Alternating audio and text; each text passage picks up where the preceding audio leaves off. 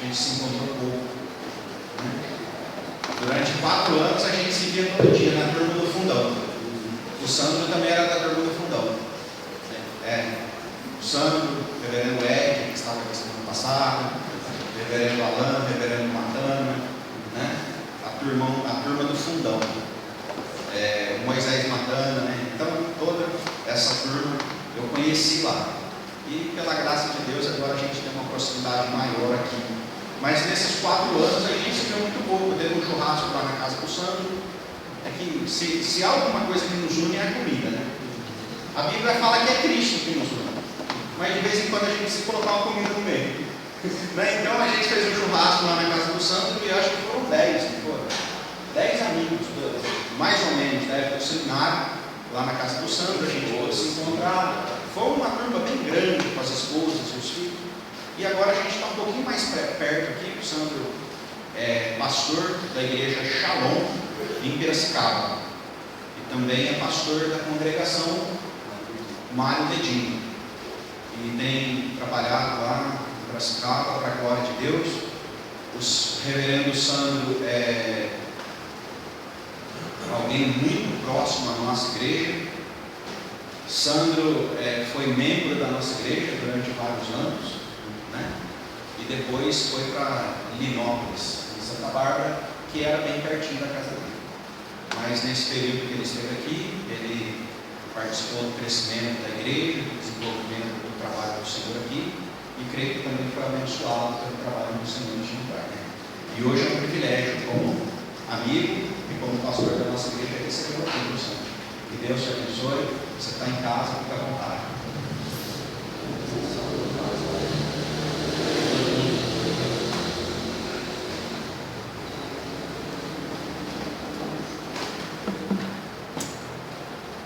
Meus irmãos, eu quero dizer que é realmente bom demais estar aqui, é um privilégio, é bom demais estar de volta a essa igreja que foi uma igreja durante um bom tempo. O Alan falou certo mesmo, é uma igreja que me abençoou muito. Eu diria que eu nem tanto participei do crescimento da igreja, mas a igreja com certeza participou do meu crescimento. Ela evidenciou os fundamentos que até hoje estão bem firmes na minha mente, nessas salinhas aqui do fundo, onde a gente tinha as aulas com os professores de escola dominical, onde eu estudei para fazer a minha dúvida da profissão de fé, junto inclusive com a minha tia Sara, com o meu tio Raul, né? Foi uma noite bem especial, e estar aqui de volta é realmente emocionante, né? Cantar ainda a Rude Cruz, um hino que a gente ensaiou junto com o São Francisco Pagatinho, e ainda ouvir no coro o contralto da minha tia, ainda que ela não cante, eu escuto, né? Mesmo quando eu canto esse hino lá em Piracicaba, com um R bem mais puxado, né? Lá é Rude Cruz, de cruz que vem aqui, o R vai bem carregado, eu escuto o contralto dela respondendo, né? De cruz. São saudades que a gente leva e momentos que a gente vai lembrando aos poucos, né? Durante a vida. Hoje cedo eu estive aqui e já apresentei a minha esposa, minhas filhas, minha avó, mas eu não vou perder a oportunidade de fazê-las passar vergonha de novo, né? Então tá minha avó Áurea, minha avó materna. Vocês devem conhecer a minha avó, conheciam, né? Minha avó Guina, que também foi membro por muito tempo, e hoje está minha avó Áurea, que é a avó materna, né? Minha avó Guina era mãe do meu pai, minha avó, mais ou menos assim. Isso. A minha esposa, a Patrícia, aqui, e as minhas filhas, a Ludmila e a Ana Júlia, e está faltando a Maria Laura, que mora em Jacareí, está com a gente, mas está faltando ela, para completar a família, né? Ela está, a gente está com a família completa. E hoje cedo eu comecei a falar sobre cultivar a prática de oração, e eu vou experimentar usar os slides. Eu já percebi que precisa escurecer para aparecer, né, a projeção. E aí, se vocês ficarem sem me ver durante muito tempo, eu acho que vai ficar estranho. Então, aí eu vou abolir esse negócio de slide. Bom, se eu perceber que não ficou legal, a gente trabalha sem slide, né, porque não é tão essencial se for ver. Bom, a gente começou hoje cedo falando sobre a oração, e nós identificamos já 3 tipos de pessoas, só para ser bem rápido, porque tem bastante gente que não estava aqui hoje cedo, né? eu identifiquei 3 tipos de pessoas. Aqueles que ainda não desfrutam do privilégio da oração, mas já chegaram na comunidade, já fazem parte. Aqueles que já fazem parte, mas não estão mais entre nós, já desfrutaram dos benefícios da oração, mas hoje não estão aqui, hoje não conseguem mais estar dentro de uma fé cristã, porque se decepcionaram, porque estão bravos com Deus, porque a gente esqueceu de colocar o aniversário dele no boletim, aí fica bravo, não sei o que lá, volta e vai na igreja. E tem um terceiro grupo, que é aqueles que continuam na igreja, mas transformaram a oração numa prática mecânica. Nós vimos também que quem tem a prática da oração na sua vida, integrada na sua vida, possui algumas características que a gente pode perceber na vida de Jesus também. Por exemplo, a identidade. Jesus ele não tinha dificuldades com a identidade. Jesus ele conseguia, diante dos seus discípulos, se agachar e lavar os pés dele. Mas isso era o papel de um escravo. Qualquer outra pessoa tinha medo de ser confundido com um escravo. Jesus não tinha problema em ser confundido com um escravo, porque ele sabia que ele era o filho amado de Deus, em quem Deus tinha todo o prazer. Ter certeza da sua identidade fazia com que Jesus não tivesse dificuldade alguma. E nós vimos que Adão já teve problema com a sua identidade. Na tentação de Adão, Satanás está justamente tentando a identidade dele. Se você comer desse fruto, você será igual a Deus. Mas Adão já havia sido feito a imagem e semelhança de Deus. Por que Adão tinha medo de não ser igual a Deus? Ele precisou comer a fruta, ele precisou cair em tentação para descobrir que já era. Nós percebemos também que a oração nos traz sensibilidade ao mover de Deus, perceber as coisas que Deus quer que façamos, caminhos que Deus espera de nós, atitudes que Deus espera de nós. Nós vimos que Jesus Cristo, comentamos rapidamente, que Jesus Cristo não visitou todas as cidades, não visitou todas as casas, não curou todos os doentes, não conversou com todas as pessoas, mas ele entrou em algumas cidades.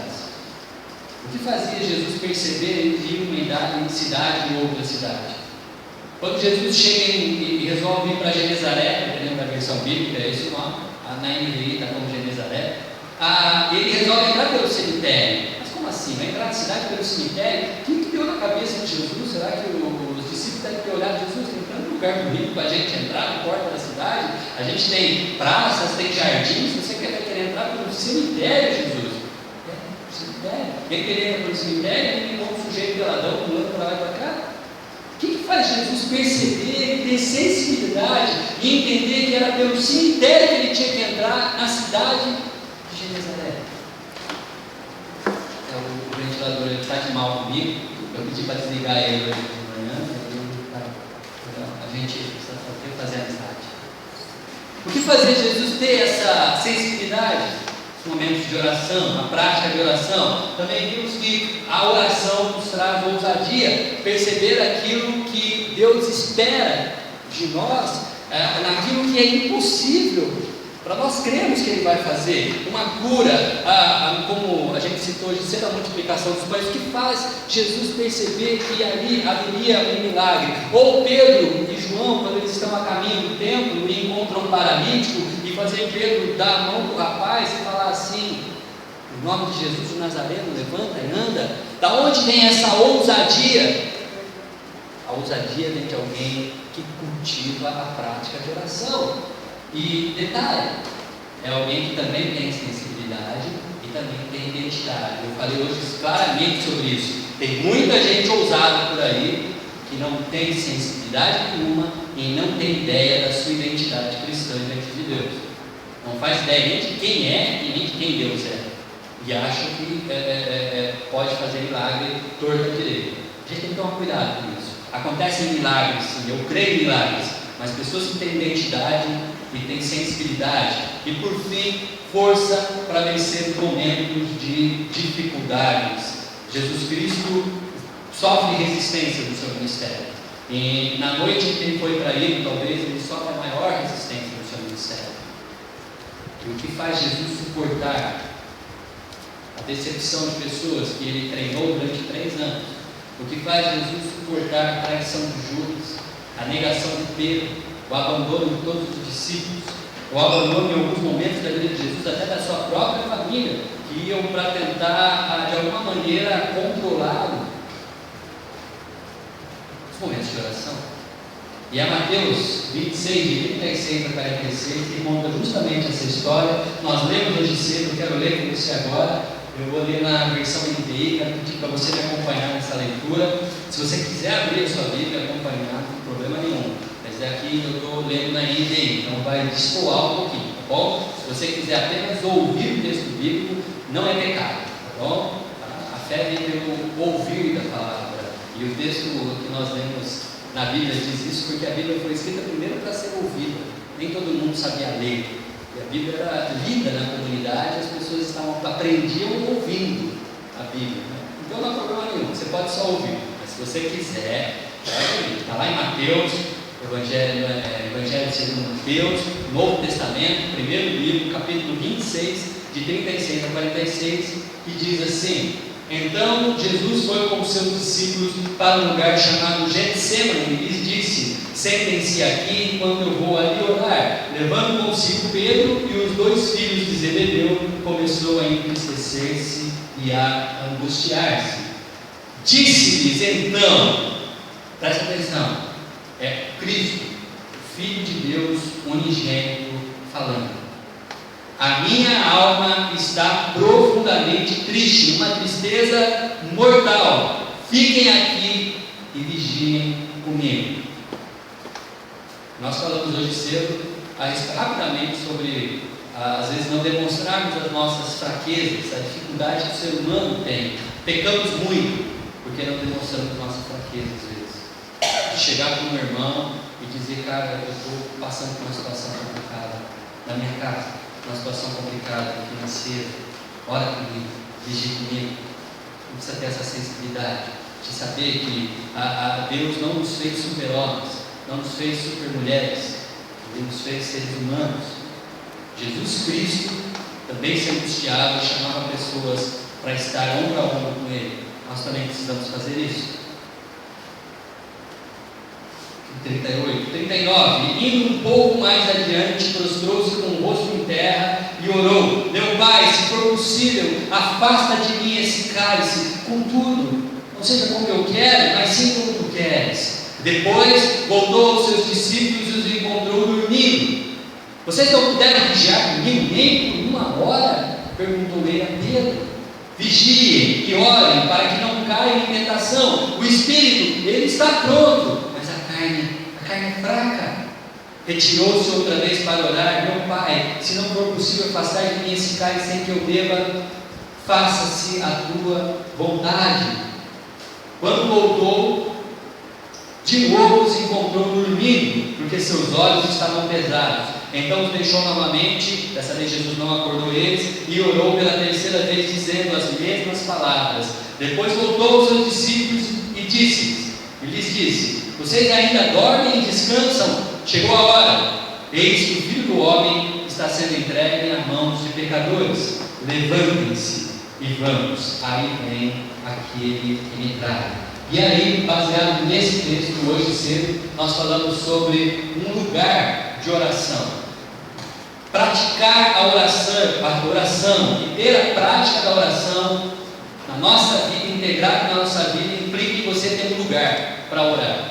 Um lugar no tempo e um lugar no espaço. Se você não para separar na sua agenda um tempo para ter um encontro com Deus, meu querido, você está sujeito a se encontrar com Deus nos processos mecânicos da vida. Na hora que alguém bate o carro, na hora que alguém acontece um problema na família, na hora que você vai almoçar, na hora que você vai dormir. Mas quem quer praticar a oração, ter uma prática de oração na sua vida, integrada na sua vida, separa um lugar para orar.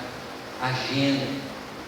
Eu falei hoje cedo até, coloca um papel, quarta-feira tem compromisso, prega na sua geladeira para você ver. E de fato, a geladeira deve ser o lugar que a gente mais visita na casa, né? É o cômodo mais visitado é a geladeira. A gente nunca abre e fecha a porta de qualquer outro cômodo da casa, como a gente faz com a porta da geladeira. Então prega lá na geladeira.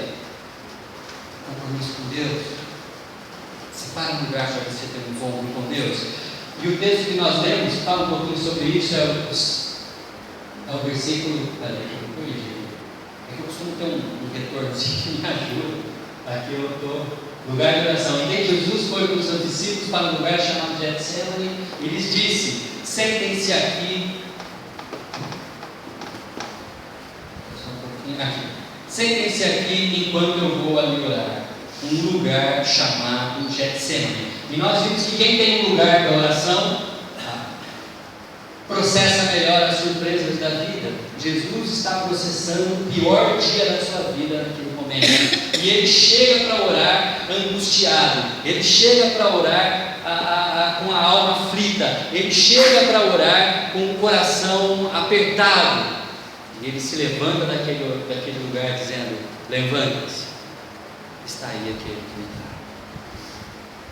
Jesus processa melhor essa surpresa, essa notícia, esse momento trágico da sua vida em que ele está sendo entregue para a morte.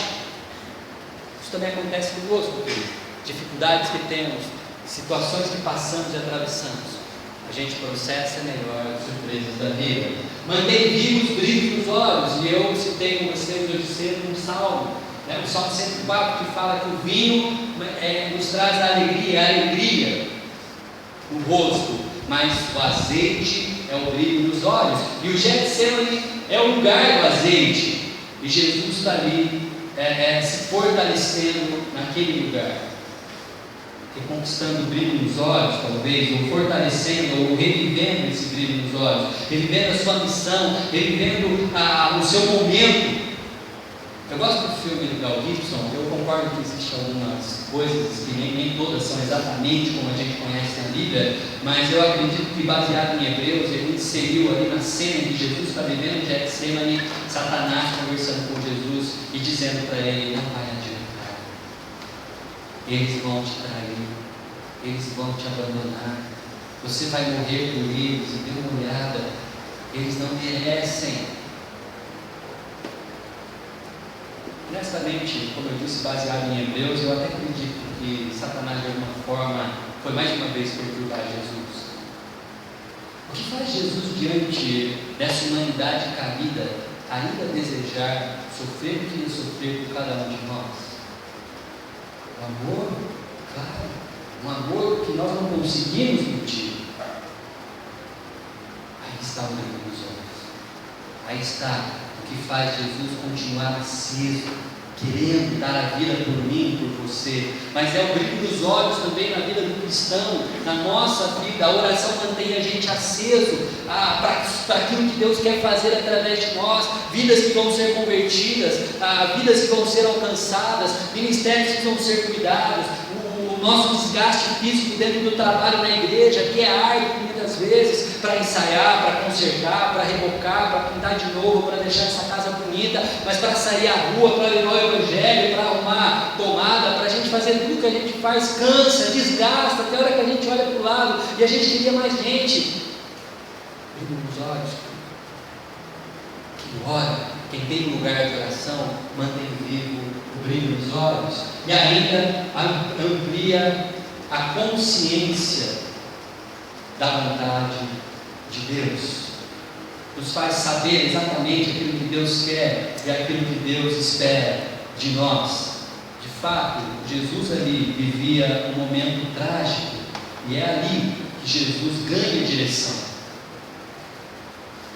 É ali que Jesus ganha direção. Levante-se, vem aquele que me trai. Ele está pronto para ser entregue. Ele está pronto para dar a sua vida em favor de muitos. E é isso que Jesus faz naquele momento. É isso que Jesus faz por mim e por você. Bom, isso foi hoje cedo, é só uma recapitulação. Agora a gente vai com um segundo ponto na sequência. Para quem não estava hoje cedo, é que eu costumo pregar em séries, e aqui eu estou pregando 3 sermões. Eu preguei hoje de manhã. Acabei de terminar uma revisão desse primeiro, tá bom? Uma revisão desse primeiro. Então a gente está no segundo domingo. Aqui lá em Piracicaba eu não posso pregar mais que, se eu passar de meia hora, eles descontam o meu salário. Então eu prego de 20 a 30 minutos para não correr esse risco. Não pode, né? Então, mas é verdade, eles não gostam mesmo. Então, quando eu chegava lá, eu pregava 40, 50 minutos, o pessoal não gosta. disseram isso para mim na cara: pastor, o senhor demora muito no púlpito. 40 minutos, fica a semana toda por aí no Facebook, gastando horas e horas, não aguenta me ouvir 40 minutos. Tá? Tudo bem, eu diminuí, fazer o quê, né? Eu prego 20 minutos, então você vai ser muito rápido. Vamos para o segundo. Outra coisa que nós temos nesse texto é a linguagem da oração. Quem cultiva a prática da oração precisa aprender a ter uma linguagem especial para conversar com Deus. Sim, precisa. Deixa eu contar para vocês uma coisa que Eugene Peterson fala num dos seus livros. Aliás, versículo 39: indo um pouco adiante, prostrou-se com o rosto em terra e orou: meu Pai. A linguagem que Jesus está usando. Deixa eu contar sobre essa linguagem. Olha só, Eugene Peterson nos conta que existem 3 tipos de linguagem do ser humano. A primeira delas é a linguagem afetiva, e você conhece a linguagem afetiva como ninguém. O Alan, ele conhece mais que a maioria, que eu acho, porque a linguagem afetiva é a linguagem da criança. Quantos anos tem? 1 ano e meio. 1 ano e meio. É pura afetividade. Você está de vontade de comer, assim, sabe? Você sabe que se você tirar 1 centavo, você vai ficar sem pó de café. Aí a sua filhinha chega e fala: pai, McDonald's. McDonald's, pai. Você fica seu café. Já era seu café. Ninguém existe. É uma linguagem afetiva, a linguagem da criança. Aí quando ela está aprendendo, falando assim, mesma palavrinha, ela fala cortando o corpinho, ela fala com jeitinho. É a linguagem afetiva, todo mundo conhece. Mas a gente cresce. Graças a Deus, todo mundo cresce. E aí a gente começa a aprender a linguagem descritiva. A gente vai para a escolinha, e aí a gente vai lá na escolinha, a gente aprende sobre cores, a gente aprende sobre desenhos geométricos, a gente se aprende sobre mexer com sucata. E aí você vai buscar a criança na escola, a criança entra no carro falando assim: papai, hoje você não vai acreditar, hoje eu fui para o campo de futebol junto com o professor, e aí depois a gente correu, sem quebrar, porque sabe, dá tempo de respirar. Ele quer descrever, ele quer contar, ele precisa dizer tudo que acontece, de cima, abaixo, de fundo, para frente. Ele vai contando do jeito que dá e ele descreve. Você tem que ter uma paciência. E quem treinou a paciência com a linguagem afetiva tem mais facilidade depois também com a linguagem descritiva. Descreve, conta tudo. E por fim, a gente tem uma última linguagem, que é a linguagem motivacional. A gente vai para a faculdade, a gente se especializa em alguma área, e aí a gente vai para o mercado de trabalho, e aí a gente descobre que usando a linguagem descritiva apenas, a gente não consegue vender produto nenhum. A gente descobre que, por exemplo, o meu primo, né, o Gil, ele vende mel, é isso? Vende mel? Aí ele vai vender o mel. Se ele ficar descrevendo o mel, só descrevendo, falando de todas as qualidades químicas, biológicas e não sei o que lá, os graus de tudo e a quantidade de tudo que envolve fazer o mel, você explica o processo da abelha, de como faz mel, a pessoa dorme no portão e compra o mel dele.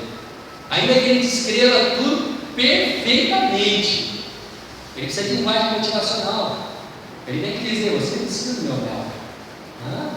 Sua vida vai ser melhor se você comprar o meu mel. Se usar a minha fala, a gente vai ter que compartilhar aí os grupos, tá? Ele vai ter que convencer a pessoa de que ela não vai ser a mesma depois que comer o mel que ele vende, depois de adquirir esse produto riquíssimo, depois de adquirir essa iguaria maravilhosa. Tá bom, né, Gil?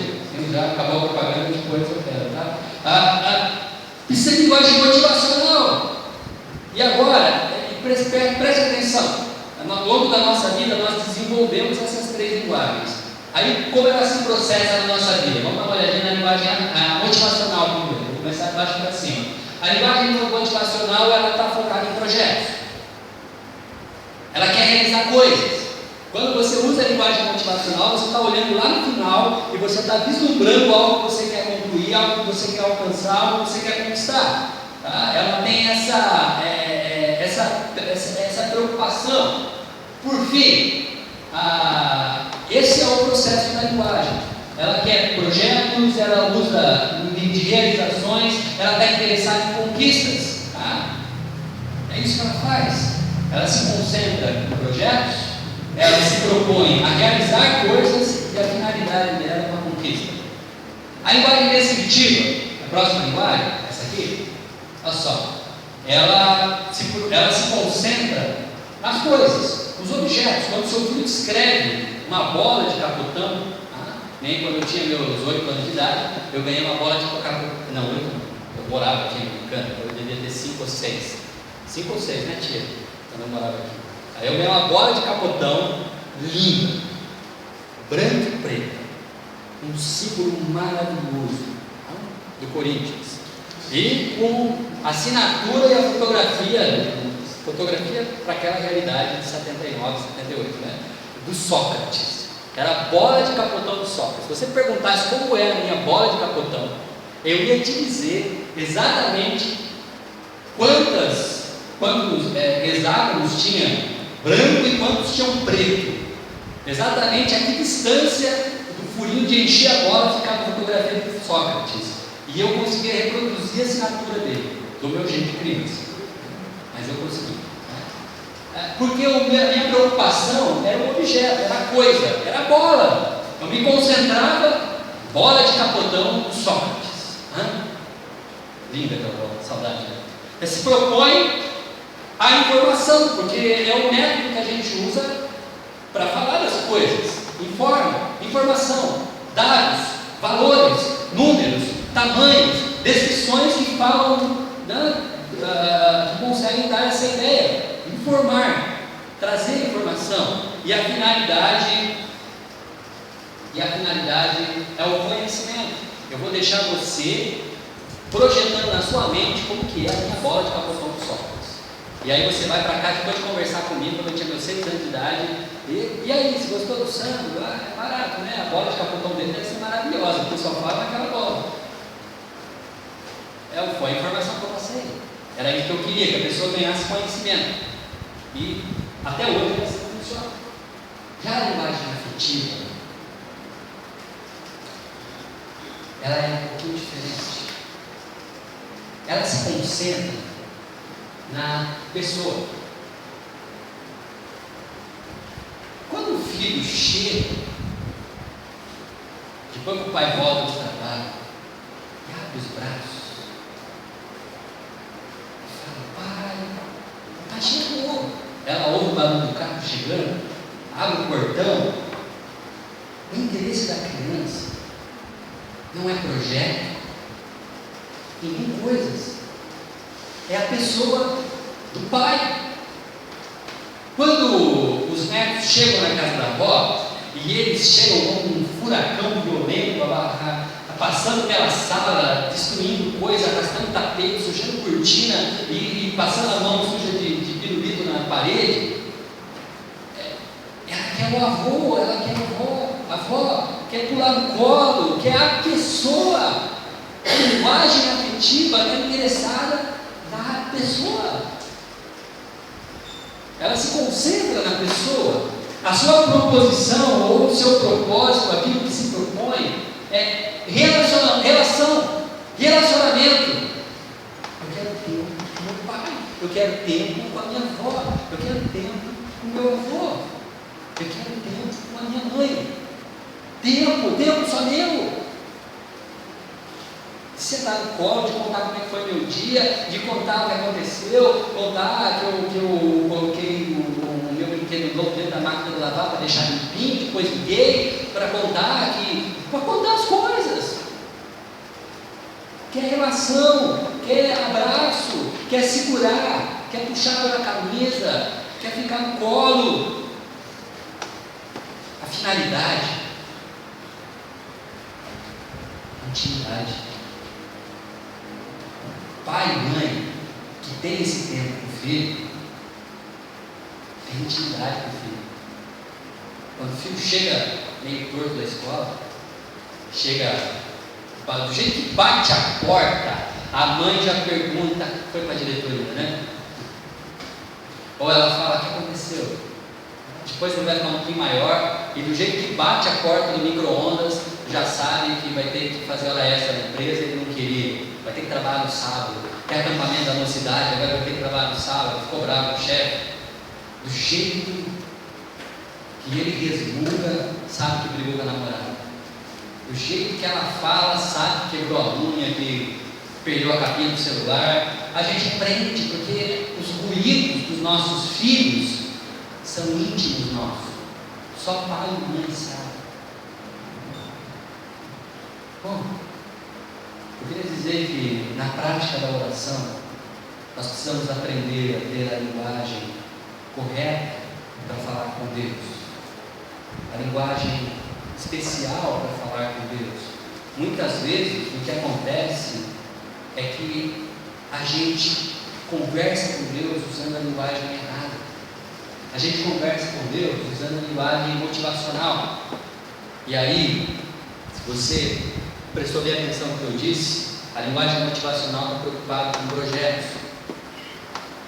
E às vezes o projeto da minha vida é fazer com que convencer Deus de que eu tenho uma ideia para Ele que é melhor do que a ideia que Ele teve para mim. E eu preciso convencer Deus. Então eu declaro, eu determino, eu insisto, eu rejeito qualquer outra palavra, porque eu estou preocupado com projetos. E a gente diz para Deus: Deus, eu sei que o Senhor é Deus, eu sei que o Senhor pode, eu sei que o Senhor conhece, o Senhor é milagroso, o Senhor é poderoso, o Senhor pode me dar isso, o Senhor pode fazer aquilo, o Senhor pode construir isso. Deus, o Senhor consegue. Deus, o Senhor é Deus. E aí a gente cita salmo, né? Isso que é o pior, né? Citar salmo é bom, o pior é você citar salmo para tentar convencer Deus. Olha, os meus inimigos caçou de mim, Deus, e o Senhor vai me deixar andando com carro popular ainda, Deus, me dá um insano, né? Eu não sei, insano, tá bom? Eu não conheço o carro, bom, deve ser melhor que o meu é o Uno, né? Quem me conhece sabe que eu sempre tive Uno, né? Eu estava por aqui, eu dirigi um Uninho preto. A gente quer convencer Deus, a gente quer dar projetos para Ele, falando: Deus, faz isso para mim, Deus, realiza isso para mim, Deus, o Senhor pode, Deus, o Senhor é poderoso, oh, grande Jeová, Jireh, Jeová, Rafá, Jeová, qualquer outra coisa, mas faz isso para mim, o Senhor pode. Não, linguagem motivacional não é uma boa linguagem para conversar com Deus. O que a gente mais usa mesmo é a linguagem a linguagem descritiva. Porque a gente conta relatórios para Deus. Não sei se você faz isso, mas eu pego contando relatórios dele. Deus, hoje o meu dia foi um pouquinho estressante. Eu cheguei na escola cedo, eu tinha o meu diretor que estava pegando no meu pé, queria conversar comigo de novo sobre um assunto que a gente já conversou. Eu não sei mais o que eu faço com ele. Deus, por favor, muda a cabeça daquele homem, porque ele anda me atormentando demais. Depois eu saí da sala do diretor, dei aula para a turma. Aquela turma do terceiro A também é terrível demais. Tem uns 4 anos que vale a pena, mas não estamos só para dor de cabeça. Aí depois eu almocei, e aí obrigado por acaso pelo almoço, não tive tempo de orar naquela hora, estou agradecendo agora, mas depois eu voltei ao almoço, e para falar no almoço, dá uma olhada na sala daquele restaurante que eu vou, porque olha, Deus, está terrível. Aí eu voltei à tarde, dei um pouco mais de aula, cheguei cedo na igreja daí, porque eu fui dispensado mais cedo, e aí eu trabalhei na igreja, e recebi uma família que está com problema lá, não sei onde, aí a gente orou, e a gente conversou, e depois me dispensaram, eu pude voltar para casa, adiantei com a minha família, depois eu voltei para a igreja, preguei no culto à noite, depois eu voltei para casa, agora estou aqui, quero ir para oração, em nome de Jesus, amém.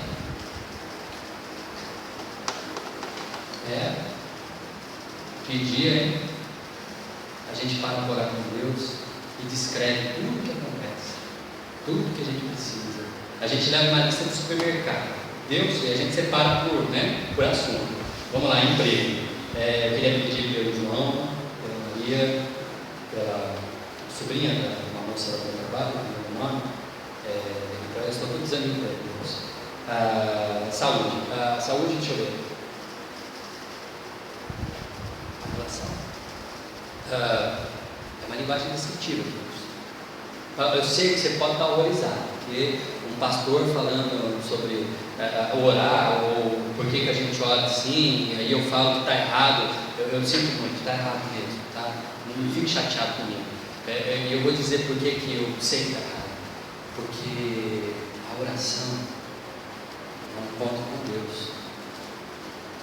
E se você, pai, sentasse para conversar com o seu filho, e o seu filho tirasse do bolso uma lista e falasse assim: pai, a gente precisa conversar primeiro sobre vaga na garagem, ok? Pai, é o seguinte, seu carro pode ficar um pouquinho mais para a esquerda, não sei se o senhor reparou, mas eu já bati a porta do meu carro 2 vezes do outro lado da garagem, porque o senhor é muito folgado. Então eu preciso que o senhor entenda que agora o seu filho tem carro, então para o senhor mais para lá e eu paro um pouquinho mais para cá também, a gente equilibra e não bate um no outro. Namorada: pai, por favor, para de pegar no pé da minha namorada, e o senhor fica seguindo ela no Facebook, ela fica constrangida, ela vai cancelar a sua amizade, logo, o senhor vai ficar bravo com ela. Você gostaria? Ou você adoraria que o seu filho chegasse para conversar com você e viesse com uma linguagem totalmente motivacional, dizendo: pai, Disney, eu sei que o senhor consegue, pai, faz uma economia, vamos fazer uma economia, faz uma reserva financeira, pai, Disney, vamos para Disney, pai, final do ano. E aí? Dei ideia, né, Douglas? Desculpa, não foi ideia, não, Gil, não foi a minha intenção. Já pensou se o seu filho conversar com você assim? Você vai gostar? O que faz você pensar que Deus te espera para orar com uma lista na mão? Quando Adão morava aí no paraíso, condomínio de luxo, vista maravilhosa, o tempo bom da vida de Adão, Deus ia no final da tarde para conversar com ele. O texto bíblico não diz que Deus ia no final da tarde para ouvir as queixas de Adão. Ainda que teria sido difícil ele se queixar de alguma coisa do paraíso, né? Ele podia reclamar que não tinha sinal de internet lá, mas fora isso, o paraíso deveria ser um paraíso, né? Mas ele não ia no final do dia para Adão dar uma boa ideia para ele, para construir um shopping center lá, e dizer: Deus, por que o senhor não faz um shopping center aqui? O senhor fez tudo isso aqui em 6 dias? Pô, o shopping center vai demorar o quê? 1 ou 2, máximo. Jesus Cristo, indo um pouco adiante, prostrou com o rosto em terra e disse: meu Pai. Jesus conversa com Deus. A preocupação de Jesus é a pessoa de Deus.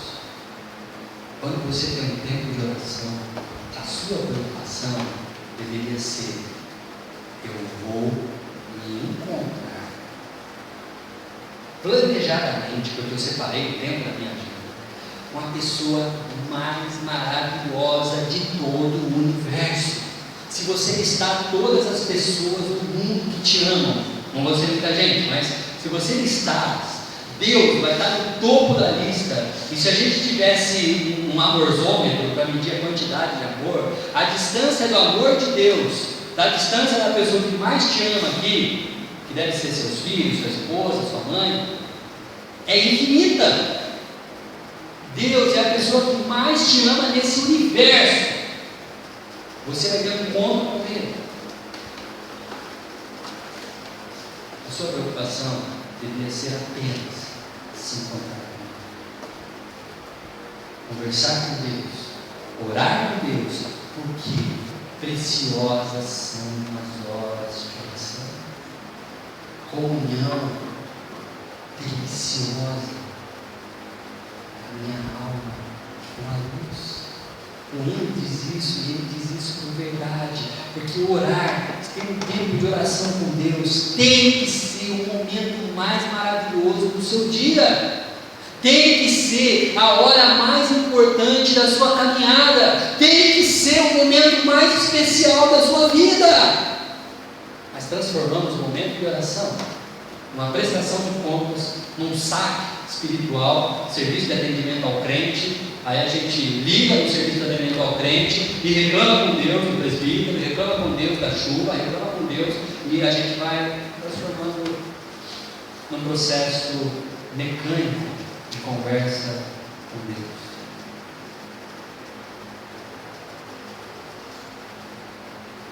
Para ter uma prática de oração, tenha um lugar para você orar no tempo e no espaço. Separe um tempo para você orar com Deus. Separe mesmo. Fique sozinho. Vá para um lugar tranquilo. Vá para um lugar sem celular, sem internet. Se isole. Vá para um campo. Vá para uma praça. Vá para um lugar onde você possa pensar apenas em Deus e não tenha outra preocupação. Para você aproveitar no máximo esse tempo. Assim como você gosta do seu marido de ter tempo, assim como você gosta do seu filho de ter tempo especial, assim como você quer que o seu pai tenha tempo com você, tenha tempo com Deus.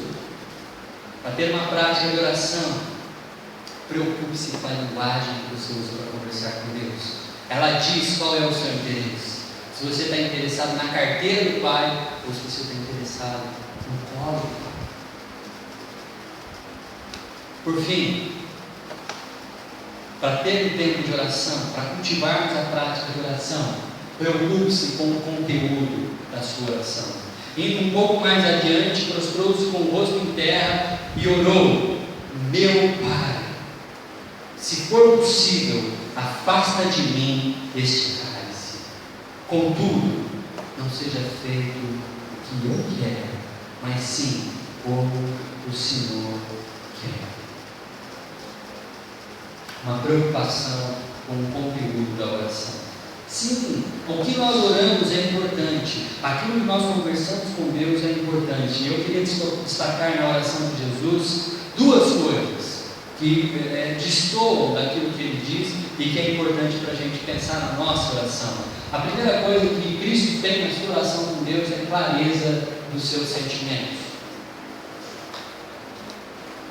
Se puder, passa de mim esse cálice. É uma oração sincera. Não há muito mais o que dizer. Jesus não faz poder. Jesus não prepara Deus psicologicamente para ouvir essa oração dele. Jesus simplesmente diz o que ele sente no coração. Quando você for orar, fala com Deus aquilo que você sente no coração. Aí você vai dizer: Sandro, aí eu vou ter que dizer para Deus que eu estou com ódio mortal da minha sogra. É isso. Deus, mas daí eu vou ter que dizer para Jesus que eu não suporto mais o meu patrão, e às vezes eu fico pensando lá internamente por que ele não capota o carro e parte dessa para melhor. É isso que eu estou dizendo. Nós oramos, nós cantamos, nós lemos no Salmo que o Senhor conhece o som do nosso interior, nos conhece internamente, nos conhece perfeitamente, e Ele sabe qual é o sentimento do nosso coração. O que te faz pensar que você consegue orar para Deus, consegue esconder com o seu jeito de falar, com a sua atitude, com a sua postura, ou com as letras que você escolheu colocar na sua oração, que Ele não sabe o que se passa no seu interior? O problema é que a gente não fala, mas Ele já sabe. Antes que a palavra viesse à boca, tu já conheces, o Senhor já sabe.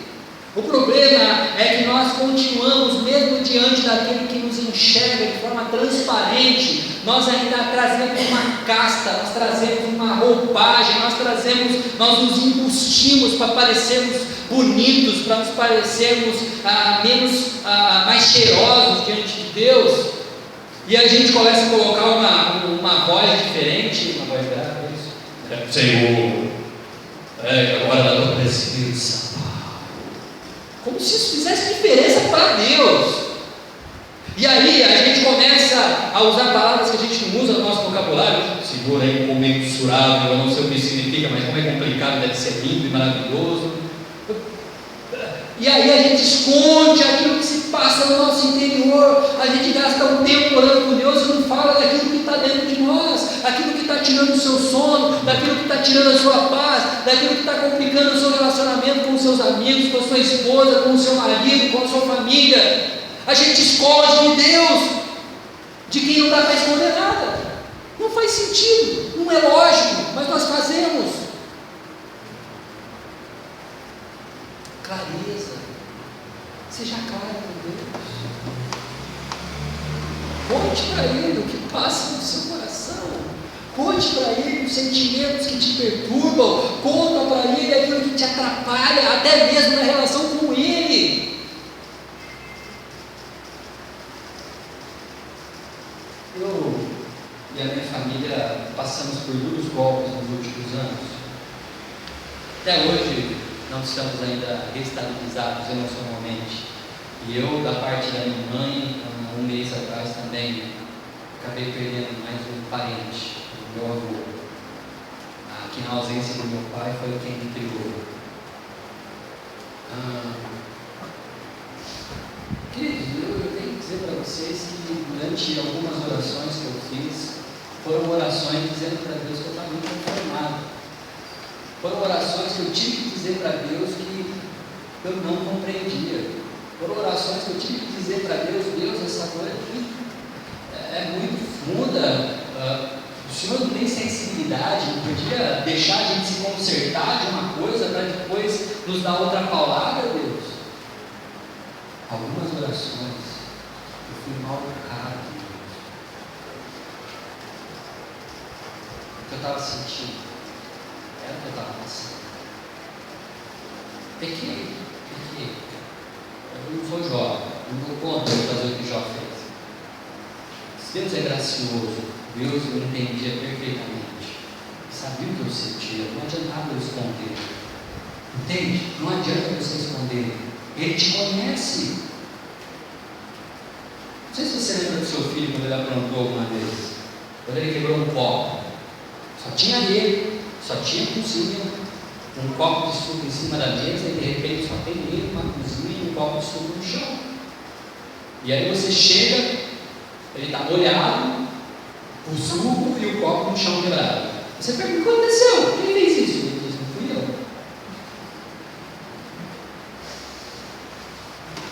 Olha a cara de pau.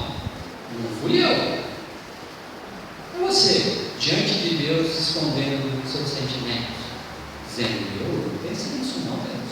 Não, eu não senti isso não, Deus. Não, comigo está tudo bem, Deus. Muito obrigado pelo dia, obrigado por esse tempo que a gente passou junto, em nome de Jesus, amém. Obrigado. Só. Uma segunda coisa que nós encontramos na oração de Jesus: declaração de submissão. Nós somos calvinistas, presbiterianos, cremos na autonomia de Deus, na forma como Deus processa, na forma como Deus escolhe, na forma como Deus faz as coisas. Ele é soberano, a palavra que a gente usa. E Ele é soberano para fazer, escolher fazer aquilo que eu não quero que Ele faça, Ele não escolha. Ele é soberano para decidir coisas que eu não quero que Ele decidisse, não pelo mesmo jeito que Ele escolheu fazer.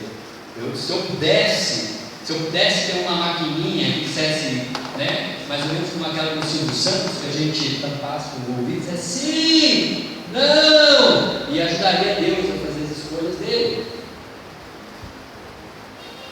Mas graças a Deus eu não posso, porque eu faria só escolher errado. Ele é soberano. E muitas vezes eu tenho que me submeter àquilo que Deus escolheu. E na minha oração, na sua oração, se você quer manter uma prática de oração, se preocupe-se com o conteúdo da sua oração. Tenha clareza nos seus sentimentos ao conversar com Deus. Mas se submeta à vontade de Deus na sua oração. Submeta-se àquilo que Deus quer para você. Principalmente quando você percebe, quando a coisa aconteceu. Quando Davi estava clamando pelo seu filho, ele se vestiu de saco, jogou poeira na cabeça, fez aquele ritual todo escandaloso que o judeu faz no lamento, na petição, até que ele descobre, ele jejuou inclusive, ele descobre que o menino morreu. E aí ele diz o seguinte, ele faz o seguinte: ele chama o empregado e pergunta: o menino morreu? Morreu. Então ele se levanta, toma banho, Eu disse para os empregados do cima, por fora. E aí o pessoal vai perguntar, mas está vivo? Não estou entendendo. Enquanto o menino estava vivo, você está chorando, lamentando. Depois que o menino falece, em vez de você ir para o luto, como todo mundo faz, você pediu comida. Eu falei, sim. Enquanto ele estava vivo, eu entendia que por amor a mim, Deus poderia manter o vivo. Mas agora que eu entendi a decisão de Deus, eu me submeto à sua vontade. Eu estou fora, traz a comida. Ele aceitou o que Deus tinha para fazer. Nós precisamos entender as escolhas de Deus e nos submeter às escolhas de Deus. Mas declare isso em seu coração. Declare isso quando você está conversando com Deus. Quando você está contando para Deus uma história lá da sua escola, do seu trabalho, da sua família. E nesse montar, você lembra Deus de situações que estão complicadas. E aí você está conversando com Ele. Ele é o dono da prata, do ouro, da saúde, da doença. Ele faz tudo, Ele faz o que quiser. E você está lá conversando com Ele e você fala, Deus, faz isso. Olha, eu não entendo, mas se o Senhor puder ajudar a resolver esse problema, Deus, por favor. Lembra dessa situação, mas faz do seu jeito. Não do meu. Faz a sua vontade. Nessa verdade, eu nem sei o que é melhor. Mas faz isso com a gente, para a minha família. Por favor. Ajuda. Geralmente a gente tem uma boa ideia e quer convencer Deus a nossa ideia. Não, queridos. Declare seus sentimentos a Deus, mas aceite aquilo que Ele quer fazer. Submissão. Indo um pouco mais adiante, Deus trouxe com o rosto em terra e orou. Meu Pai, se for possível, afasta esse cálice. Contudo, não seja feito como eu quero, mas sim como o Senhor quer, ou como tu queres. Se você quer um tempo de oração, quer cultivar a prática de oração, lembre-se, tem um lugar seguro, um lugar para você encontrar Deus. Lugar de oração. Priorize Deus. Como? Preocupe-se com a sua linguagem. Ela vai denunciar aquilo que você está preocupado realmente. Se a sua preocupação é o que você vai conquistar com Deus, ou como você vai motivar Deus, ou se é simplesmente a pessoa de Deus. Por fim, tenha clareza e submissão na sua oração. Deus abençoe você, Deus abençoe a sua prática de oração, que Deus abençoe as suas preciosas horas de oração, que você possa experimentar de fato uma comunhão deliciosa com Deus. Amém. Em nome de Jesus, que Deus abençoe. Amém. Vamos orar. Pai eterno, obrigado, Senhor.